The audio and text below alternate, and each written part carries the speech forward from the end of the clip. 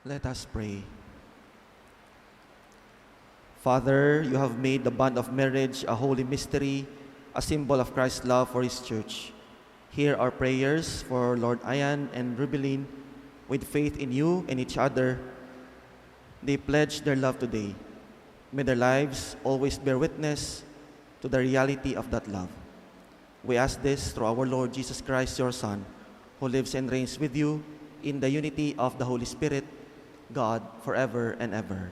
Amen. Our reading is taken from the book of Genesis, chapter 2, verses 18 to 24. Then the Lord said, "It is not good for the man to live alone. I will not make a suitable companion to help him."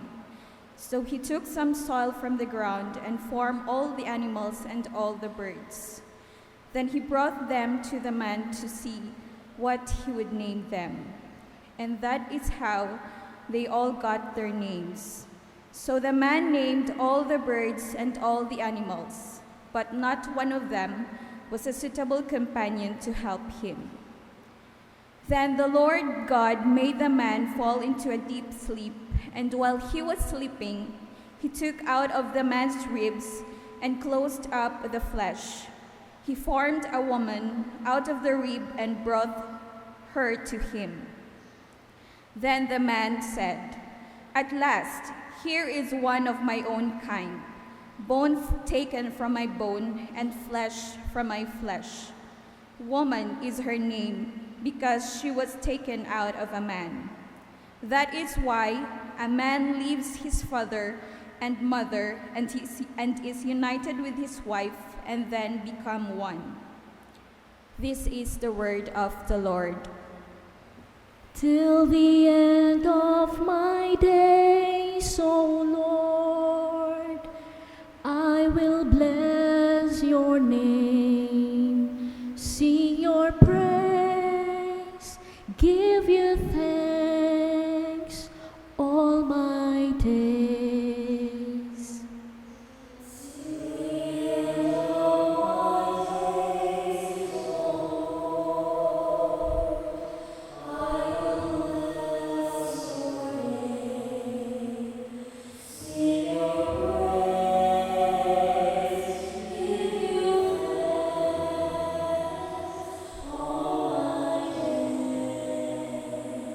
You have made me little less than a god, and have lavished my heart with your love.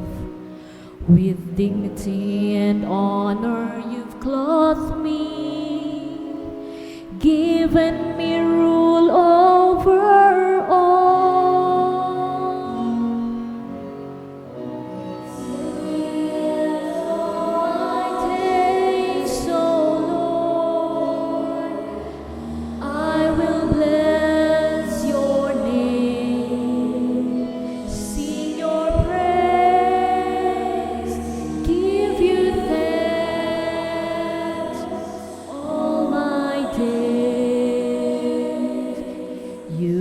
Blessed me with good things and plenty, and surrounded my table with friends. Their love and their laughter enrich me. Together we sing your praise. The end of my days, O Lord, I will bless your name, sing your praise, give you thanks all my days. Your sun and your moon give me light, and your stars show the way through the night. Your rivers and streams have refreshed me. I will sing your praise till the end of my days, O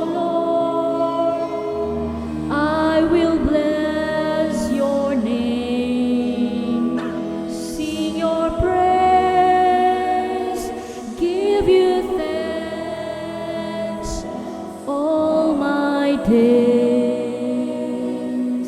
How great is your love, O Father, that you sent us your Savior Son. His death and His rising will heal us and draw us all unto you. Till the end of my days, O Lord, I will bless your name, sing your praise, give you thanks all my days.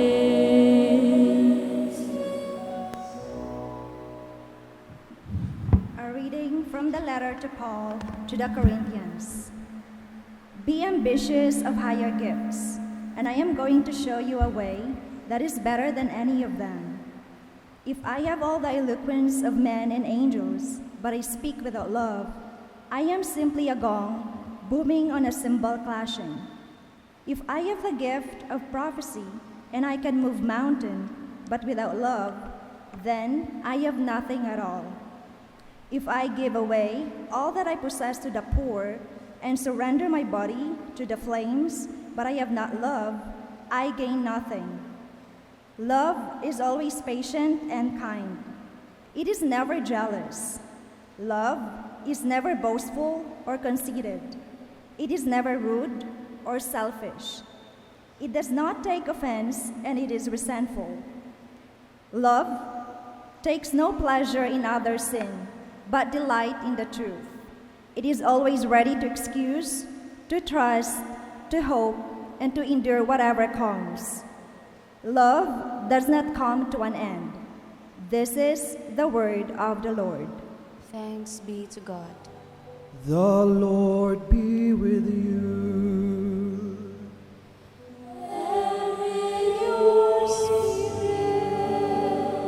A reading from the Holy Gospel according to John. Glory to you, Lord. Jesus said to his disciples, "As the Father has loved me, so I have loved you. Remain in my love. If you keep my commandments, you will remain in my love. Just as I have kept my Father's commandments and remain in his love. I have told you this so that my joy may be in you and your joy may be complete. This is my commandment: love one another as I have loved you." The Gospel of the Lord.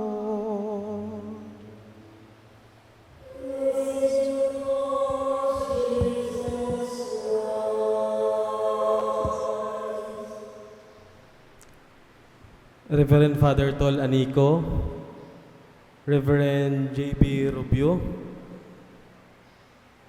Mayor Genia, Sir Baba,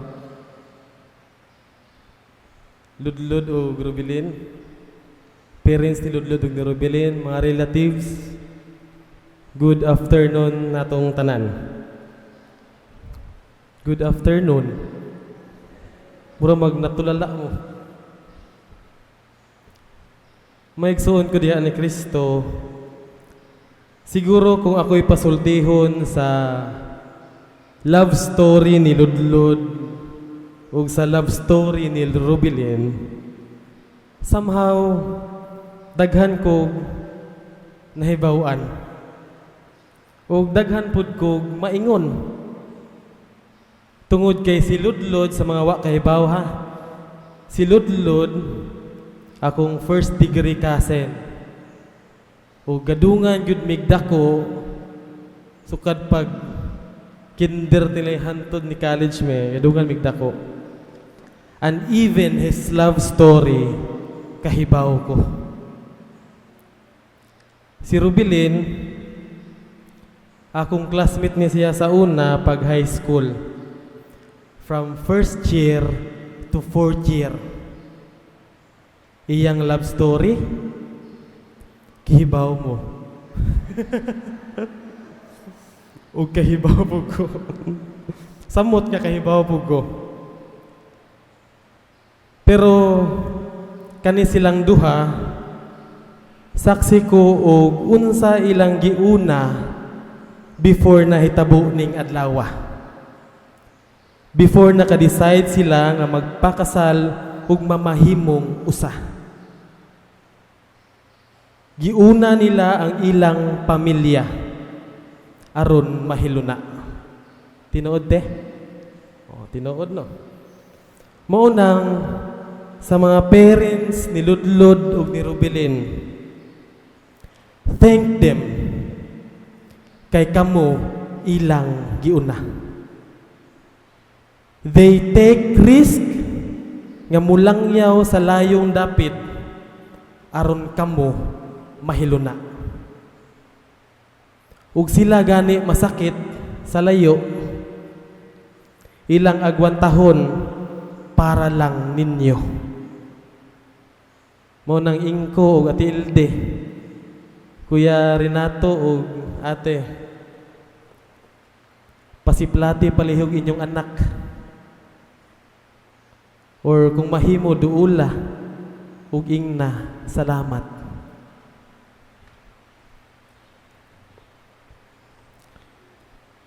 Bro ug Rubilin, sa kataas nga giagian nga ninyo nga prosesyon, kay kahibaw ko si Ludlod usa ka altar boy. Si Rubilin active sa HNU nga kauban ang mga madre. Abigay ko magmadre na. Bisag unsang prosesyon, at last sa simbahan jud na dayon. Mga igsuon, special ning adlaw kay sigurado ko perting taasa pud tingali inyong gipang-andam. Taas nga mga plano ug anusa mga plano unsay andamon, at last mao na jud ni. Siguro Ludlod ug Rubilin, daghang nag-ingon ninyo, anos aman mo magpakasal? Ludlod ug Rubilin, timan ini, no matter how long it takes, true love is always worth the wait. Atong kanunay ni nga nadungog, when we give something, we have to give our best. True na? When we give something, we have to give our best. Maunang ang mga nangattend ani karon, sure pug ko best pud mo. Ngano man tan-awan ang inyong gipang sulob. Among classmate ni Rubilin ni adto pa jud Manila. Kaya aron makapalit og long sleeve nga color blue. Mga igsuon inighuman ani aning kasala na ay kaon-kaon. Sure pud ko, best pud. Kay ngano man, buhol tropics man. Nganong best man? Kay ang duha nga naa sa atong atubangan karon, nga naa sa atubangan sa altar, si Ludlod ug si Rubilin, the best man pod. Ludlod ug Rubilin, ang akong ampo para ninyo, hinaot sa inyong adlaw-adlaw nga kinabuhi, muhatag pud mo og best para sa usag-usa ug sa inyong pamilya. Ang atong basihan aning best ug paghatag og best mao mismo si Jesus. Sa krus, wa gihatag ni Jesus ang iyang half sa iyang kinabuhi. Gihatag ni Jesus ang tibuok niyang kinabuhi sa krus. Hangtod namatay siya. Di ba best kaayo? Ludlod ug Rubilin, You have to offer your best self, your best love, your best time for your beloved partner. Unsa maning best? Letter B sa word nga best. Be a blessing to one another. Sa Greek, ang blessing kay eulogia. Gikan sa duha ka word. You, which means well, and logos, which means word. In simple words, blessing is speaking good words to each other. Mao nang ludlod ug rubilin, always say something good about your beloved partner. Hinaot dili mga bad words ha. Ang inyong masulti sa inyong partner. Kadugayan maglalis na mo. Bisag unsa nay ipangingon. Please be proud of your beloved partner. Kana bang siludlod miingon, sus, bisag ning ani ni si Rubilin, love kaayo na nako ni siya. Mingon si Rubilin pod, sus, bisag ning ani ni siludlod, love kaayo nako ni siya. Be a blessing. Ikaduha nga letter sa word nga best, edifying. Edifying is a biblical term particularly found in the New Testament, which refers to the building up of individuals. Nagtukod o napalig-on, to edify is to personally encourage, gipalig-on inyong relasyon. Ludlod og rubilin, you have to edify one another at all times. Dili unta usa ninyo ang muguba sa inyong gitukod nga relasyon. Ikatulo sa word nga best, letter S. Sharing. Ang sharing maoy pinakasentro ug sekreto sa tinuod nga panaghinigugmaay. Na ay nag-ingon nga ang sharing is the most important thing that holds a marriage together. Mao ni ang punto sa atong mga reading karon. Dili na mo duha, pero usa na mo. Daghang nag-ingon nga ang other term for love is sharing. Because the essence of love is sharing. Kanang sharing nga dili material lang ang ihatag. Ang pinaka-practical nga pwedeng ihatag, unsa man, inyong quality time. Ug gani ang usa ninyo nasayop, be generous to forgive him or her. Last letter sa word nga best, truthfulness. Matinud-anon. Kana bang walay sagol nga bakak? Truth is Jesus Christ. Hinaot nga kanunay ninyong isintro sa inyong kinabuhi si Jesus. When Jesus is in you, truth will also be in you. Ug dili ka mo mamahimong allergy sa kamatuoran.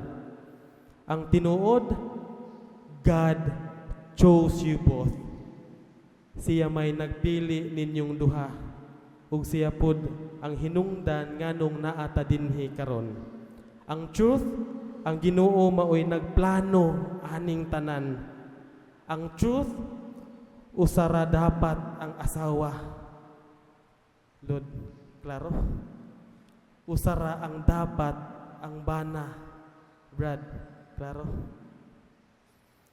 Bahalag na ay daghang nindot ug dato diha. Bahalag na ay daghang mga lami, Lord. Usara ang gipili sa Ginoo para nimo.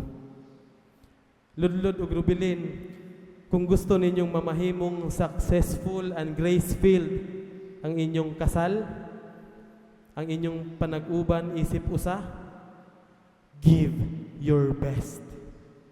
Be a blessing.